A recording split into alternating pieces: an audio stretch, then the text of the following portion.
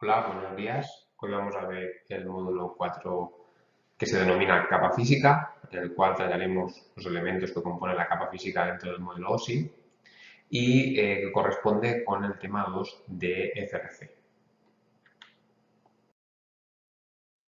En este módulo hablaremos de cuál es el propósito de la capa física, cuáles son las principales características que se disponen.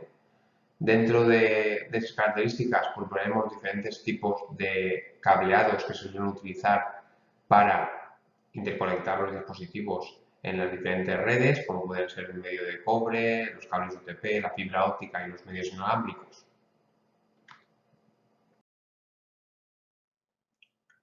Vamos a ver los propósitos de la capa física. Bien, como podemos pensar, la capa física es un aspecto muy importante en la que es la comunicación, ya que sin ella no podría darse la comunicación entre dos dispositivos. Normalmente, esta conexión puede ser cableada o inalámbrica, ¿vale? Eso depende ya de los propios elementos que forman la red y cuál es su interfaz para poder conectarse con el medio que corresponde. Normalmente tendremos una conexión cableada entre los diferentes equipos intermedios y también puede ser que esa conexión sea cableada con el dispositivo final. Aunque a día de hoy la opción de una conexión inalámbrica está tomando un posicionamiento bastante amplio debido a los dispositivos móviles que tenemos todos en nuestras casas. Como sabéis, todo dispositivo que quiera comunicarse a través del TCP/IP debe de poseer una tarjeta de red. Esa tarjeta de red pues, pueden ser cableadas o inalámbricas. En el caso de que tratemos con una NIC o tarjeta de red o interfaz de red cableada, pues será aquella donde nosotros introduzcamos el cable de red o fibra, en el caso de que fuera una fibra, y si tenemos o disponemos de una interfaz de red inalámbrica, será la tarjeta la que emite las ondas electromagnéticas para poder intercomunicarse con otros dispositivos, ya sea un punto de acceso o otro elemento inalámbrico.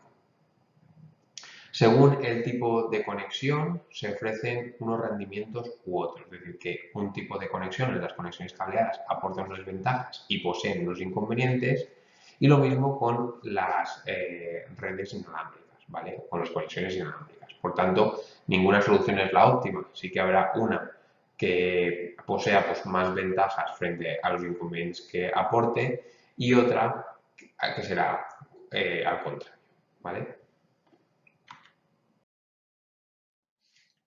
Bien, el propósito de la capa física es transportar los bits, es decir, transportar los unos y los ceros a través de un medio. Este medio puede ser un medio cableado, como hemos dicho, o un medio inalámbrico, ¿vale? Por tanto, se encarga de aceptar la trama, ¿vale?, que proviene de la capa de enlace de datos y codificarla con una serie de señales para que puedan ser transmitidos por esos medios locales. En el último paso, el proceso de encapsulación, ¿vale?, es el dispositivo o el siguiente dispositivo el que se encargará de recibir los bits y volver a encapsular la trama para poder empezar a ir hacia arriba en la pila de protocolos y poder llegar a los datos que les sean necesarios, ya sea la dirección MAC, la dirección IP o incluso si en un dispositivo final llegar hasta los datos que provienen de la capa de aplicación, ¿vale? Por tanto, es muy importante que nos demos cuenta que estamos trabajando en el nivel más bajo, en el que está más unido a la parte física de la comunicación, porque trata los bits, cómo van a ser transmitidos por esos medios y, cómo deben, y qué características deben tener esos medios para que la comunicación sea eficiente. Vamos a ver las características de la capa física.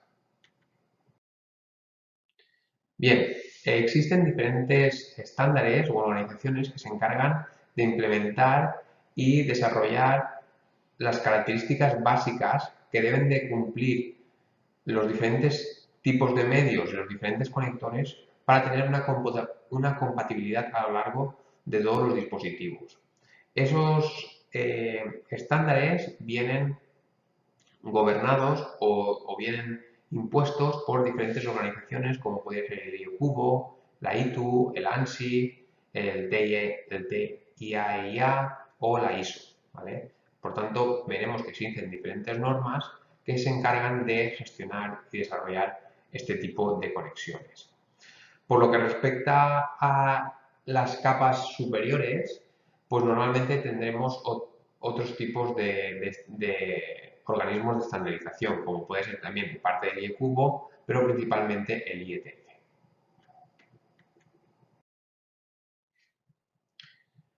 Estos estándares lo que suelen abordar son tres áreas funcionales. Por una parte, los componentes físicos, que son los dispositivos de hardware, medios y conectores que transmiten la información que representan los bits. Por otra parte, la codificación, que ahora posteriormente veremos, que al final es indicar cómo se va a transmitir esa información, es decir, cómo se va a codificar en unos y ceros la información que proviene de las capas superiores, y la señalización, es decir, indicar cómo esos bits, esos sistemas codificados transcurren a lo largo del medio físico, ¿vale? Dentro de lo que son los componentes físicos, pues tenemos las propias interfaces de red, los conectores, los materiales de cable, cómo están diseñados esos cables, ¿vale? Y todo eso se especifica en diferentes normas que veremos en este capítulo. Por lo que respecta a la codificación, hemos dicho que se encarga de convertir una secuencia de bits en un formato reconocible por el siguiente dispositivo de red, ¿vale? Es decir, de alguna forma se encarga de diseñar patrones que puedan ser predecibles y reconocidos por el siguiente dispositivo. Aquí en esta gráfica que tenemos aquí a la derecha podemos ver una codificación de tipo Manchester, ¿vale? Es decir, si nos fijamos, existe flancos de bajada para representar los ceros y flancos de subida para representar los unos. Por tanto, un flanco de un cero que se puede observar aquí sería este, que es un flanco de bajada, ¿vale? Y esto representaría un cero. Por tanto, siempre que tengamos un cero tendremos un flanco de bajada, ¿vale? Por aquí tenemos un flanco de bajada, ¿vale? Por aquí tenemos un flanco de bajada, ¿vale? Y aquí vuelvo a tener otro flanco de bajada, ¿vale? Y por lo que respecta a los unos, lo que tenemos es justamente un flanco de subida, ¿vale? Porque aquí tendríamos un 1, aquí volveríamos a tener un 1, ¿vale?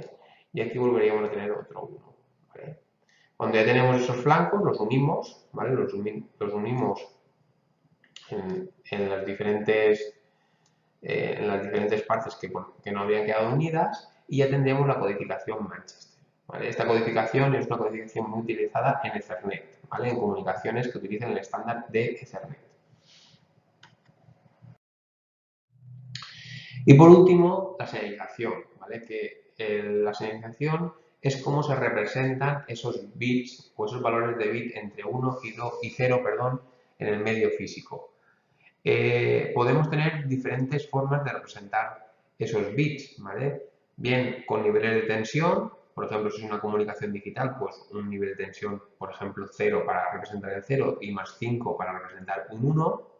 También podemos tener pulsos de luz, es decir, en el caso de que sea fibra óptica, pues cuando haya un 0 no se emite luz y cuando haya un 1 se envía un pulso de luz, por ejemplo. Y también tenemos lo que serían en este caso, las modulaciones, ¿vale? Para poder transmitir información a través de las ondas electromagnéticas, ¿vale? Pues tendríamos modulaciones en amplitud, donde según si tenemos un 0 o un 1, pues la amplitud de la señal se modifica. Tenemos modulaciones en frecuencia, es decir, según si tengamos un 0 o un 1, pues tenemos mayor o menor frecuencia en lo que es la onda estacionaria por la cual circula esa información. O, por ejemplo, modulaciones en fase, es decir, cambiamos la fase de la señal según vayamos teniendo cambios entre unos y ceros, ¿vale?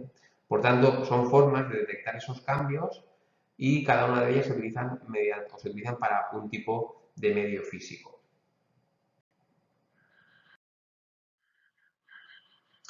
¿Qué características más nos representa o se representan en la capa física? Pues algunas características como por ejemplo el ancho de banda. El ancho de banda es la capacidad que tiene un medio para transportar datos, ¿vale? En el caso del ancho de banda digital, mide la cantidad de datos que pueden fluir de un lugar a otro en un periodo determinado de tiempo. Es decir, cuántos bits puedo transmitir en un segundo. ¿Vale? Bien, respecto al ancho de banda, pues según la tecnología tenemos un mayor o un menor ancho de banda. Por ejemplo, hasta ahora, ¿vale? Hasta ahora un poco la forma que teníamos de tener medios asociados a anchos de banda era los que menos ancho de banda permitían eran los medios inalámbricos, después venían los medios cableados con cobre y después tendríamos la fibra óptica, ¿vale? Pero bueno, eso está variando, ¿vale? Y a día de hoy los medios inalámbricos pueden llegar a tener las mismas capacidades que los anchos de banda utilizando medios de cobre, ¿vale? Por tanto, esa representación no es buena. Al final lo que tenemos que saber es la cantidad de bits que nos permite cada uno de los estándares y tenerlo claro para poder utilizar un tipo de medio u otro conforme a las necesidades que tengamos en nuestra red, ¿vale? Pues bueno, bits por segundo, kilobits, megabits, gigabits y terabits, ¿vale? Es decir, al final la forma de representar los bits es utilizando estas métricas, ¿vale? Bien, otra característica que también es relevante en las comunicaciones inalámbricas es la latencia, ¿vale? Que es la cantidad de tiempo o incluidos los retrasos para que los datos viajen desde un origen hasta un destino, ¿vale? Eso también es importante porque ya no nos vale que tengamos un buen ancho de banda, sino que ese ancho de banda pues, sea efectivo y por tanto que la comunicación tenga una latencia baja, ¿vale? Dependiendo del tipo de comunicación, pues la latencia puede ser más o menos importante.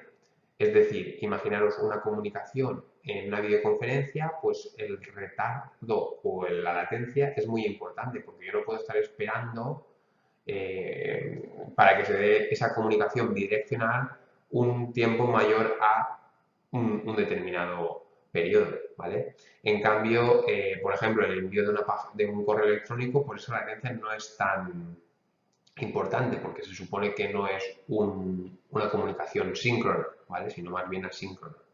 Y después tenemos el rendimiento, que es la transferencia de bits a través de un periodo determinado de tiempo, ¿vale?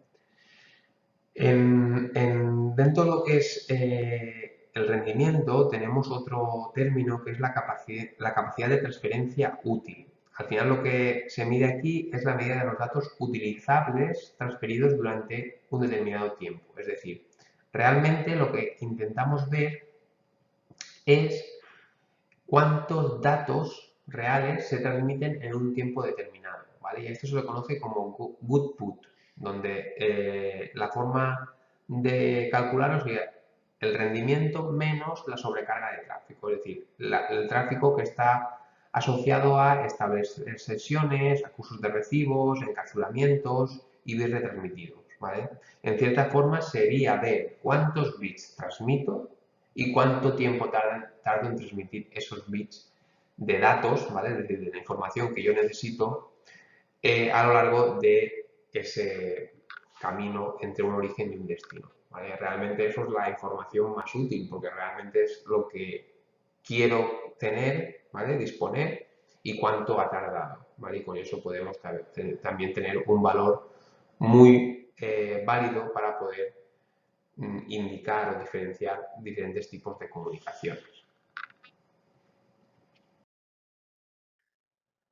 Bien, ahora vamos a tratar los cableados de cobre.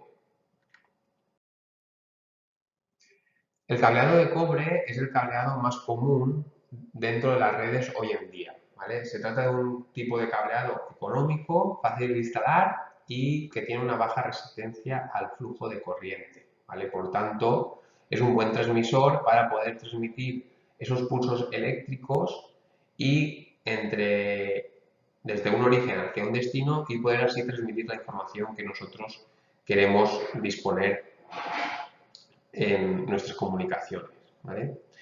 Poseen limitaciones, es decir, por ejemplo, tienen una atenuación bastante alta, es decir, que si nosotros tenemos fuentes eléctricas cercanas a esos cables, pues esas fuentes eléctricas pueden provocar interferencias también, ¿vale? Por tanto, atenuación es simplemente que a lo largo del tiempo, conforme la corriente va circulando por el cableado de cobre, pues se va perdiendo intensidad de corriente, ¿vale? Y por tanto, cuanto más largo tenga o sea ese destino, pues más débiles serán las señales y posiblemente en algunos momentos podremos confundir unos con ceros. Y respecto a las interferencias, pues tenemos dos tipos de interferencias, las electromagnéticas y las de radiofrecuencia, ¿vale? Esas son las interferencias, es decir, la cantidad de señal que se adapta al propio transmisor que vienen desde una entidad externa, ¿vale? Por ejemplo, pues no sé, si tenemos un electrodoméstico cerca de un cable, puede ser que esto introduzca interferencias en el propio cable y por tanto que me introduzca una mayor o menor tensión en la propia envío de la información y esto conllevará a que un 0 se pueda confundir con un 1 o viceversa, ¿vale? Y también tenemos una interferencia denominada cross-talk, que es una interferencia que existe entre los transmisores del propio cable, ¿vale? Este tipo de interferencia, pues bueno, se intenta mitigar con diferentes mecanismos, pero el más conocido es el giro entre cables, entre pares de cables, para así evitar este tipo de interferencia, ¿vale? ¿Cómo se mitigan las interferencias electromagnéticas y de radiofrecuencia? Pues utilizando blindajes de metálicos o conexiones a tierra, ¿vale? Y en el caso de la atenuación, pues limitando la longitud del medio, ¿vale? Aquí tenéis un ejemplo de algunos cableados de cobre. Tenemos el cable UTP, que sería el cable típico y el que veremos en el laboratorio 2, ¿vale? Después tenemos los cables STP, que son cables iguales o similares al cable UTP, ¿vale? De 8 pares, donde existe un recubrimiento o un apantallamiento para mejorar esas interferencias electromagnéticas y por radiofrecuencia que hemos comentado en la diapositiva anterior, ¿vale? Y por último tenemos el cable coaxial, que también es un cable que nos permite la comunicación entre dos dispositivos, pues que tiene la apariencia que veis aquí en la imagen. Vamos a hablar primero del par trenzado sin blindaje, que es el cable UTP. Este tipo de cableado es el cable más común y que más se utiliza en las redes hoy en día. Su terminación es mediante un conector RJ45, que también es el que vosotros practicaréis un crimpado del mismo en el laboratorio 2, y permite interconectar hosts mediante dispositivos intermedios, ¿vale? Sus principales características son que existe una cubierta exterior que protege al cable de algún daño físico, ¿vale? Después tenemos los pares trenzados que protegen de la señal de interferencias y de lo que es la diafonía, que es la interferencia entre esos cables. Y después tenemos el aislamiento de plástico por cada uno de los cables para así aislarlos de forma eléctrica, ¿vale? Al final lo que están transmitiendo son impulsos eléctricos y por tanto si dos conductores se unen, pues podríamos tener ahí un cortocircuito y no enviar o no recibir aquello que se ha enviado, ¿vale?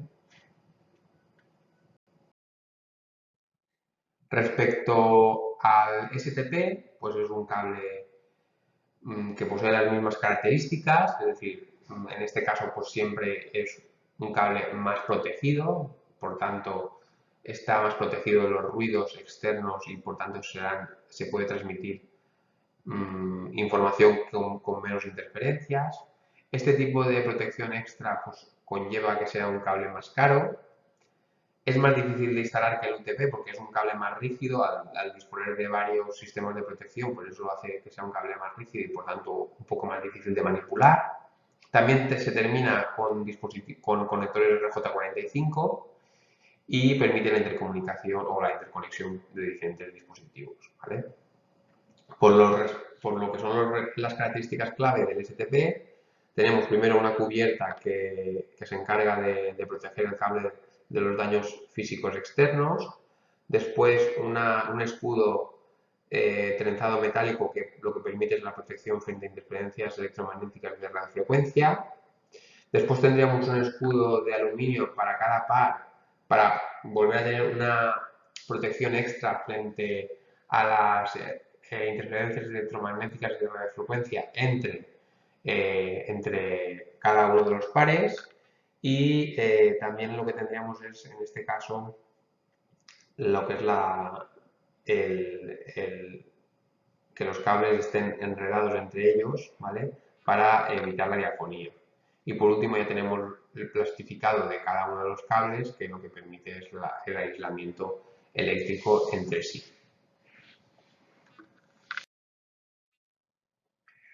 Aquí tenemos el cable de coaxial, que es otro medio de cobre para poder transmitir información. Como podéis ver, pues está formado por una cubierta externa para evitar de daños físicos externos. Después tendremos una malla que lo que permite es que se trabaje como un escudo del propio conductor interno, ¿vale? Y después tenemos una capa de dieléctrico, ¿vale? Un aislamiento de plástico flexible que lo que permite es que no existan o evitar las interferencias que salgan y que entren al propio conductor o al propio vivo, que sería el último elemento, es decir, ya sería el vivo propio del cable, ¿vale? El cable vivo, donde se transmiten las señales eléctricas.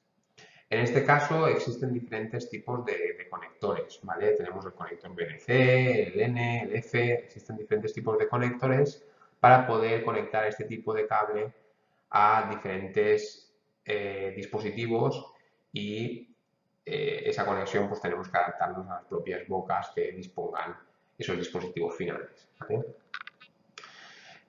Normalmente el uso de cables de cobre se utilizan en instalaciones inalámbricas para conectar antenas a los dispositivos inalámbricos y también en instalaciones de KTV, de redes de televisión por cable, ¿vale? Para poder conectarse a la propia instalación del cliente, ¿vale? Por tanto, existen diferentes tipos de comunicaciones en los cuales aún se suelen utilizar este tipo de conectores y este tipo de cables para poder transmitir información.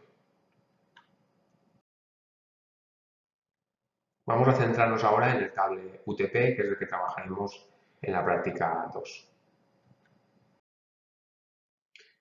Bien, el cable UTP está formado por 4 pares de alambres de cobre que están codificados con los colores que veis en la imagen. Tenemos naranja, blanco-naranja, azul, blanco-azul, verde, blanco-verde, marrón y blanco-marrón, ¿vale? Estos son encerrados dentro de una funda de plástico flexible, ¿vale? Y no se utiliza ningún blindaje, como podéis ver, ¿vale? ¿Cómo se limita la diafonía? Pues la cancelación de la diafonía lo que se realiza es mediante lo que es los giros que existen entre los pares de cables, ¿vale?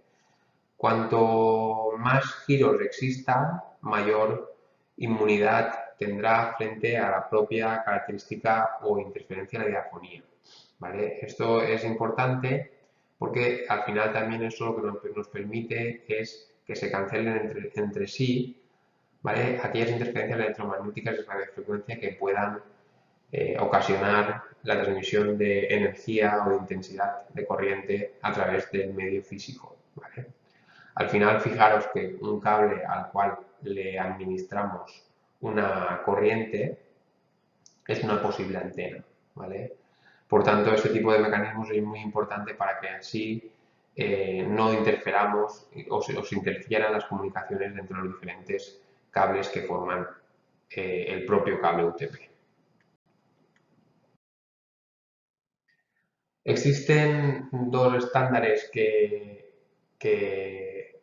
al final determinan el, cómo utilizar este tipo de cableado. Es un estándar, como que hay dos versiones, ahora veremos esto, que sería el estándar TIA-IA 568, ¿vale?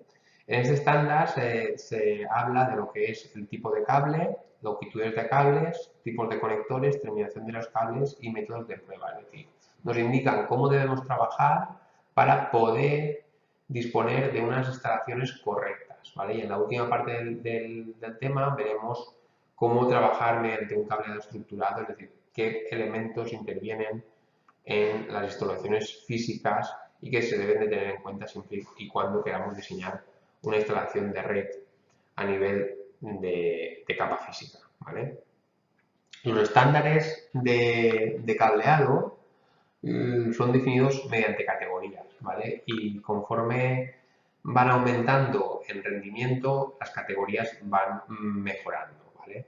Por ejemplo, tenemos la categoría 3, donde es un cable UTP y como podéis ver, los pares no están trenzados entre ellos. Después teníamos la categoría 5 y 5E, que hasta hace unos años era la categoría más utilizada en todas las instalaciones, ya que existía un, un retorcimiento entre los cables, ¿vale? O un enredo entre pares para poder evitar la diafonía. Y conforme aumentábamos entre la 5 y la 5E, pues significaba que ese tipo de unión entre los cables pues era mayor, ¿vale? Y a día de hoy casi todas las instalaciones utilizan categoría 6, ¿vale? La categoría 6 es una categoría que no es la más alta, porque la más alta es la categoría 7, pero un cable de categoría 7 vale mucho dinero, ¿vale? Y en cambio la categoría 6 tiene un precio bastante asequible y nos permite comunicaciones de ancho de banda muy alto, entre 1 giga y 10 gigabits por segundo, ¿vale? Es decir, son cables ya pensados para ese tipo de transmisiones y por tanto tienen unas capacidades de transmisión más elevadas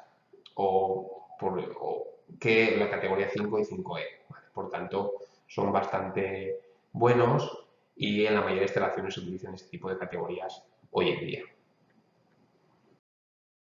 Aquí tenéis lo que serían los conectores que se utilizan para este tipo de cableados. Tenemos el conector macho, que sería el que se observa en la parte izquierda superior, ¿vale? Que es un conector RJ45.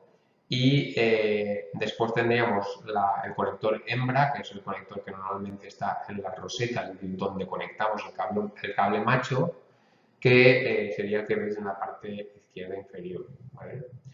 Y después, en la imagen de la derecha, lo que tenemos es un cable UTP que está mal terminado y un cable que está bien terminado. El cable mal terminado, como podéis ver, existen una distancia bastante amplia entre lo que es la conexión, ¿vale? Es decir, aquí se da la conexión entre el cable y los pines metálicos que, que hacen contacto con el dispositivo al cual se conecta y como veis desde aquí más o menos, que es de donde tienen que estar terminados los cables, hasta aquí existe una gran distancia donde los cables están casi al aire, ¿vale? Lo que se recomienda es que esta distancia, ¿vale? Esta distancia sea lo menor posible. Por ejemplo, desde aquí, esa distancia simplemente es esta, ¿vale? Y lo que es la cubierta entra dentro del propio conector. Y eso es lo que se supone que es un cable bien crimpado, ¿vale? Por tanto, nosotros en la práctica 2 intentaremos realizar un crimpado de este tipo, ¿vale? Aquí tenemos cómo crimpar el cable, ¿vale? Desde el punto de vista de la visualización del conector, ¿vale? Es decir, nosotros estaríamos visualizando el conector de frente y tenemos dos modalidades, el TIA 568A o el TEC 568B.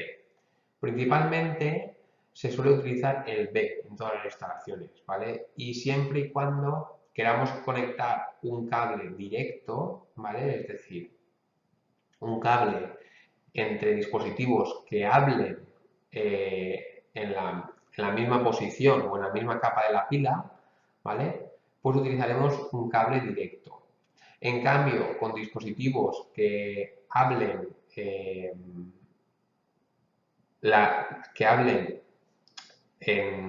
perdón, el cable directo es entre dispositivos que hablan diferentes partes de la capa en diferentes capas, ¿vale? Dentro del modelo TCP o OSI. En cambio, los cables cruzados se utilizan para conectar dispositivos que hablen en la misma capa, ¿vale? Por ejemplo, si yo conecto un host, es decir, un ordenador con otro ordenador, mediante un cable tiene que ser cruzado. Si yo conecto un router con otro router, tiene que ser cruzado. Un switch con un switch, cruzado, ¿vale? Pero, por ejemplo, si conecto un switch con un router, ¿vale? Como el switch trabaja en capa 2, trabaja con direcciones MAC y el router trabaja con IPs, pues yo conecto un directo. Si yo utilizo un host con un router, ¿vale? En este caso, como ambos trabajan con nivel IP, pues también podría un cruzado, ¿vale? Y si conecto un host con un switch, por ahí pondría un directo, ¿vale? Eso lo volveremos a reforzar en la propia práctica y también en clase cuando hagamos algún ejercicio. Bien, vamos a hablar de la fibra óptica. El cableado de fibra óptica pues no es tan común como el cable UTP, debido principalmente al coste que conlleva. Es ideal para algunos escenarios de red, donde por ejemplo a lo mejor tengamos que tirar algunas tiras de cable más largas o que sea un ambiente con bastantes interferencias electromagnéticas.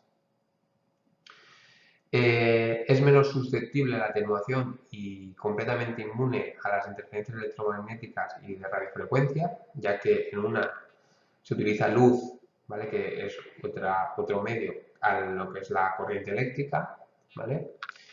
Y normalmente, bueno, pues están hechos de hebras flexibles y extremadamente fibras de vidrio, ¿vale? Y ese vidrio debe de ser muy puro para poder obtener una fibra óptica de muy buena calidad, ¿vale? A día de hoy ya también existen fibras que no son de vidrio, que son de polímeros, ¿vale? De plástico, pero suelen tener una vida útil y unas características mucho más pobres que lo que sería realmente una fibra de vidrio, ¿vale? Se suelen utilizar para enviar los pulsos de luz un láser o un LED, ¿vale?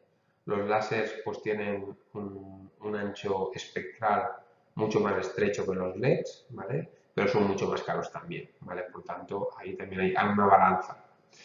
Y al final la fibra óptica lo que es una guía para transmitir lo que es la luz entre sus cavidades y que al final podamos recoger esos pulsos de luz en otro extremo. Por tanto, está basado en la ley de Snell, ¿vale? De la reflexión total, donde acordaros que eso se vio en bachiller, ¿vale? Donde N1 por el seno del ángulo incidente 1 es igual a N2 por el seno del ángulo incidente 2, ¿vale? A través de la reflexión total y queriendo que los rayos se queden internamente, pues se inyecta ese pulso de luz y podemos recogerlo en el otro extremo de una forma correcta, ¿vale? Además, en este tipo de comunicaciones no todo es precioso, sino que también existe un elemento que puede provocar interferencias, que es la dispersión. La dispersión es cómo la señal se va ensanchando a lo largo del camino y que puede provocar que en algunos momentos se confunda la información, ¿vale? Por ejemplo, en este caso, yo podría decir que aquí tengo un 1, que aquí tengo un 0, que aquí tengo un 1, un 0 y un 1, ¿vale? Pues bueno, eso cuando circula, por ejemplo, por una fibra de 20 kilómetros, aquí dispondría de un 1. Aquí realmente si sumamos las señales podría también disponer de un 1, aquí un 1, aquí un 1 y aquí también disponemos de un 1, ¿vale? Por lo tanto, como veis, la señal recibida no es la misma que la señal enviada y por tanto tendría interferencias y errores en la comunicación, ¿vale? Por tanto, es un aspecto que se tiene que tener en cuenta para no realizar tiradas tan largas de fibra o utilizar un tipo de fibra que provoque menor dispersión, ¿vale? Bien, aquí tenemos los dos tipos de fibra que se utilizan, la fibra monomodo y la fibra multimodo. En la fibra monomodo, pues tenemos lo que es el núcleo, un núcleo muy pequeño, aproximadamente 9 micras, ¿vale? En este caso se utilizan láseres, que son láseres muy costosos, y este tipo de fibras está pensados para largas distancias, por ejemplo, las comunicaciones transoceánicas, ¿vale? Es decir, donde existen fibras que recorren el océano entre, por ejemplo, Europa y Estados Unidos, ¿vale? Pues se utilizan fibras monomodo para así poder tener una comunicación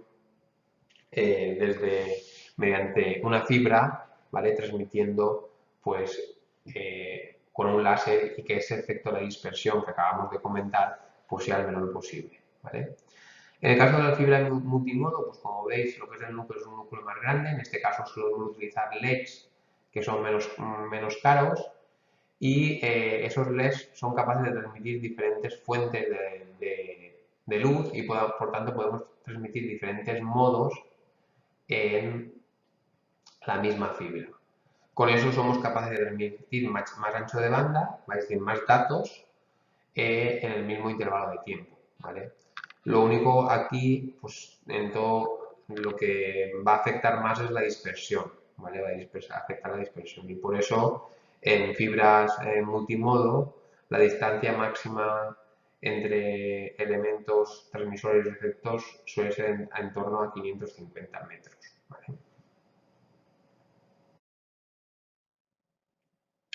¿Dónde se suelen utilizar este tipo de conexiones? Pues en redes empresariales, ¿vale? Por ejemplo, para el cableado backbone, en conexiones de tipo FTTH, pues en redes de fibra hasta la casa o la empresa, redes de larga distancia, ¿vale? Para conectar diferentes países o ciudades y redes de cableado submarino, ¿vale? Donde se necesita proporcionar unas soluciones fiables, de alta velocidad y con alta capacidad para poder sobrevivir en entornos hostiles como puede ser el mundo marino, ¿vale? Nosotros, pues bueno, aquí en este curso pues vamos a orientarnos un poco a la fibra de la red empresarial, ¿vale? La fibra de la red interna, que es también la que veréis que disponemos en la red de la ECHE cuando visualicemos el vídeo que explica la infraestructura de red o el cableado estructurado que disponemos en la propia escuela. Aquí tenéis los conectores que se suelen utilizar en estos tipos de redes empresariales. Pues tenemos conectores ST, LC, LC multimodo, SC, ¿vale? Por tanto, como podéis ver, existen diferentes tipos de conectores y cada uno de ellos pues, se utiliza según el dispositivo final que tengamos, ¿vale? Son muy comunes los conectores SC, pero bueno, tenemos de todos tipos, ¿vale? El LC también es uno que suele utilizarse. Aquí tenéis diferentes fibras, también visualizaremos alguna en el laboratorio para que veáis pues, que existen diferentes fibras y cuál es un poco su tacto y demás, pues son cables bastante más pequeños que un cable de cobre, ¿vale? Y pues más ligeros también. En definitiva, pues bueno, aquí tenéis un cable multimodo y bueno, las fibras normalmente naranjas suelen ser fibras multimodo y las amarillas suelen ser single mode, ¿vale? Unimodo.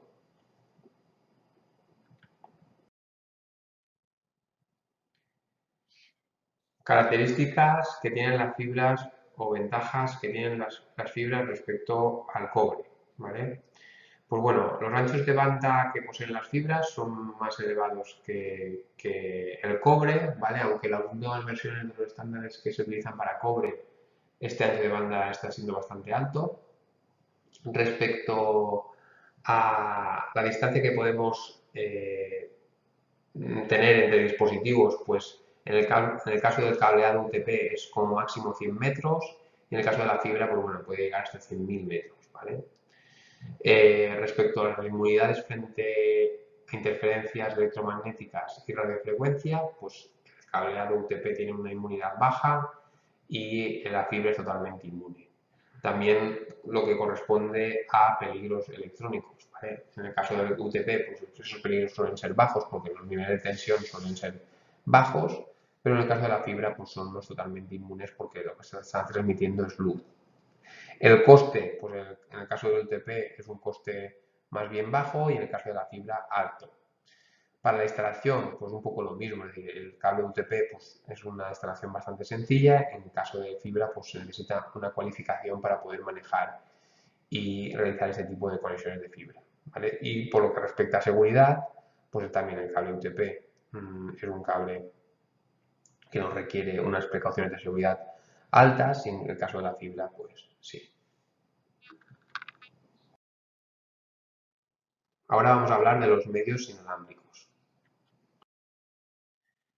Bien, los medios inalámbricos están tomando una importancia bastante alta en nuestro día a día, ya que son los medios que nos permiten comunicarnos a través de nuestros dispositivos móviles y las redes como Internet, ¿vale?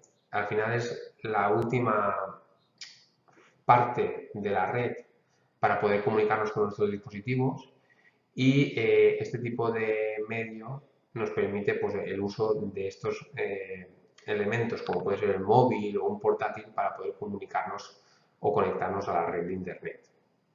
Algunas limitaciones que suelen tener este tipo de tecnologías es que existe una área de cobertura, es decir, que al final para que podamos comunicarnos de forma eficiente tenemos que estar bajo un área física que nos dé cobertura a ese punto de acceso, por ejemplo.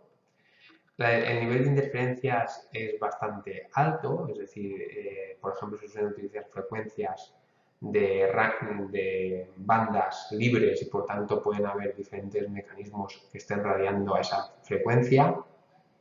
Además, el uso de muchos dispositivos inalámbricos, como el medio en sí, el aire, que es un medio compartido, pues se necesita un tiempo de acceso más elevado para poder realizar una comunicación estable. La seguridad, pues en el caso de que la información no vaya encriptada, pues puede ser objeto de una limitación bastante importante, ya que podemos, por ejemplo, hacer un ataque de man in the middle y observar qué es lo que se está transmitiendo por la red y lo que habíamos visto del medio compartido, ¿vale? Es decir, al final es un medio semiduplex, lo que significa que solo un dispositivo puede enviar o recibir a la vez, ¿vale? Por tanto, si existen muchos usuarios en la wireless LAN, ¿vale? En la red inalámbrica, el ancho de banda se ve reducido, sobre todo por el acceso, ¿vale? Que es un aspecto bastante importante. Los estándares que definen lo que son los medios inalámbricos están principalmente vinculados a la organización IEQO, ¿vale? En este caso, lo que se dicta, ¿no? Lo que se especifica en estos estándares son los métodos de codificación de los datos, las frecuencias e intensidad de la transmisión, los requisitos de recepción y de codificación de las señales y el diseño y la construcción de las antenas, ¿vale? Existen diferentes estándares que hoy en día utilizamos. Los principales serían el Wi-Fi, o también conocido como el IEQ 802.11 en todas sus versiones, A, B, G, N, AC, etc. El Bluetooth, también conocido como IEQ 802.15, que sería un acceso inalámbrico de área personal, ¿vale?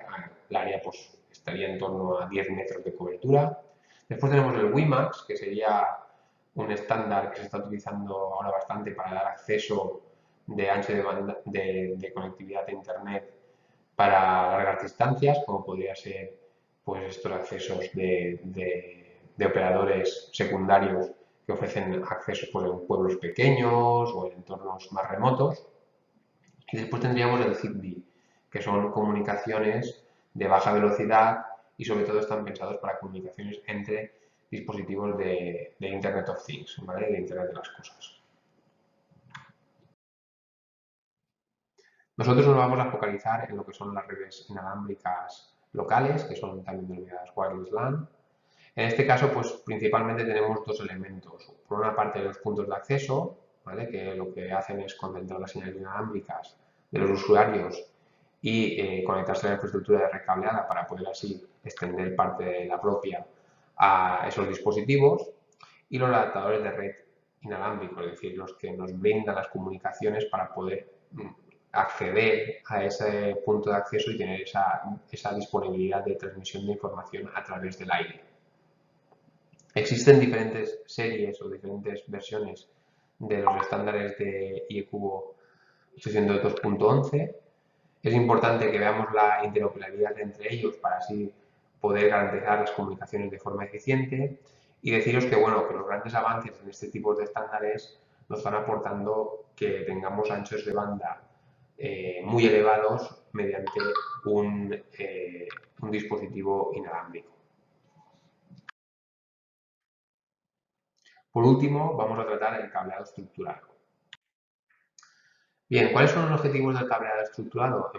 Principalmente es la planificación de la distribución del cableado para así no tener grandes modificaciones y poder hacer una estructura o un cableado acorde a lo que es nuestra red o la que queremos implementar en nuestro edificio. ¿Vale? Es importante, pues bueno, en el propio estándar nos indican la numeración de partes, componentes, facilitar el mantenimiento, detección de averías, es decir, es un aspecto muy importante a la hora de diseñar una nueva red.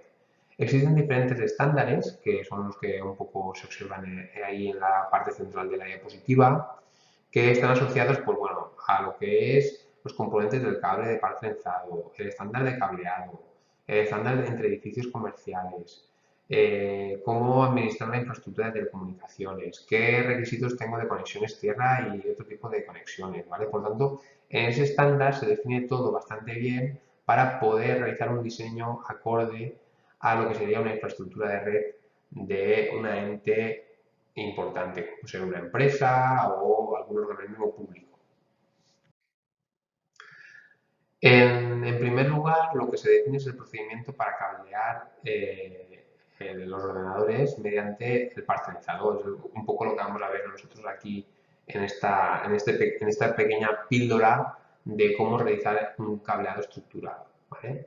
Normalmente tenemos una topología en estrella, es decir, que existe un POP, ¿vale? Un punto de presencia, que es la que me da la conexión a la red de la operadora, ¿vale?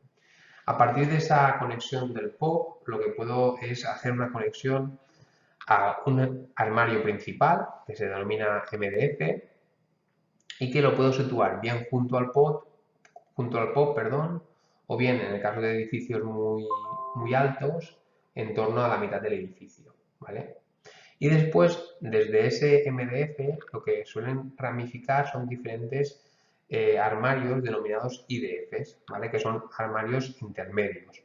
Esto lo que nos facilita es la ramificación del cableado y crear esa estructura un poco de estrella, ¿vale? Que se dispone en este tipo de cableado estructurado y topologías de red. Es importante la organización de lo que son todo tipo de conexiones, ¿vale? Mediante los paneles de conexión o también conocidos como pass panels. Y según ese pass panel esté situado en un tipo de armario u otro, recibirá el nombre de MCC, en el caso de que esté dentro del armario MDF, o ICC en el caso de que esté dentro del armario intermedio, ¿vale?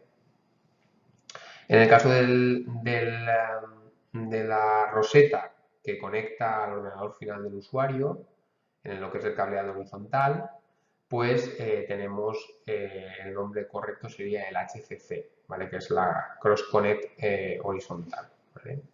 Como hemos podido observar, existe un cableado que se denomina backbone o vertical, es decir, lo de vertical es porque se desarrolló en Estados Unidos y allí pues, los edificios son muy altos y por tanto esa conexión backbone es un cableado vertical y también tenemos el cableado horizontal, que es un poco el que iría por cada planta de esos edificios, ¿vale? Ahí tenéis un poco la nomenclatura que hemos indicado en la diapositiva anterior, es decir, tenemos el MDF con sus conexiones MCC, después tenemos los IDFs, que como podéis ver, esos IDFs pueden tener conexiones directas en el cableado estructurado horizontales a los dispositivos finales, o incluso podemos tener la opción de un IDF, como se observa aquí, conectarlo con otro IDF, ¿vale? Bien porque en el caso de este edificio o en el caso de la topología de red que necesitemos, pues necesitamos una, una extensión de ese elemento para poder dar conectividad a lo que sería el cableado horizontal de esa planta.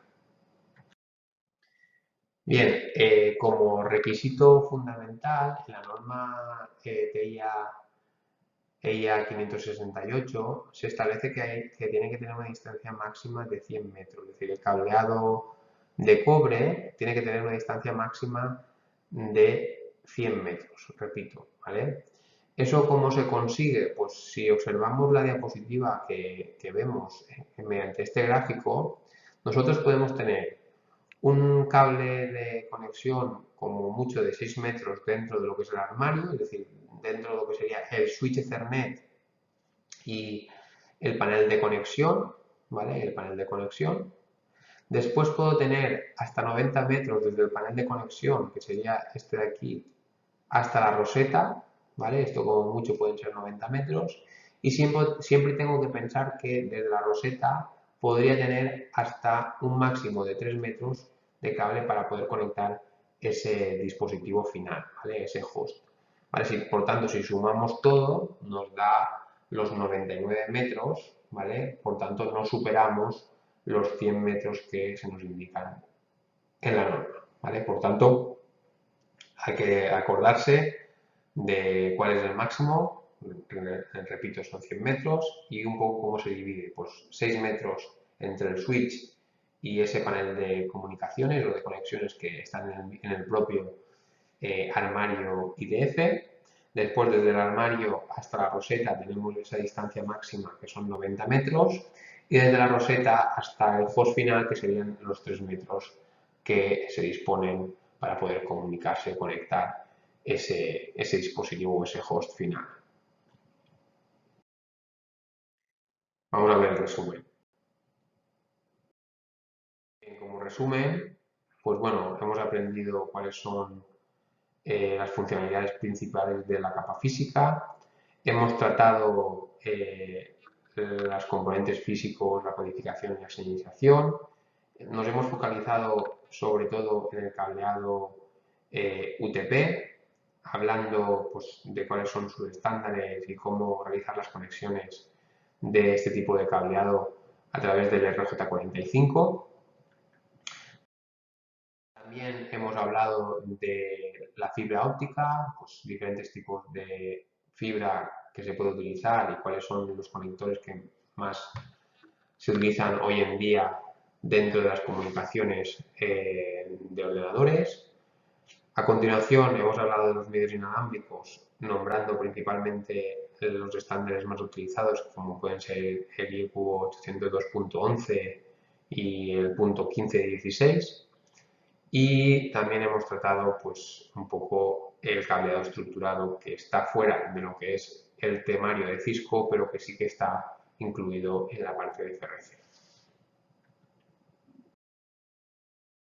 Aquí tenéis algunos términos nuevos que hemos trabajado. Bueno, estándares, transferencias, UTP, SCP, RJ45, tipos de conectores de fibra, puntos de acceso, estándares de nivel 2, etc. Y con esto finalizamos lo que sería este módulo y espero que os haya gustado.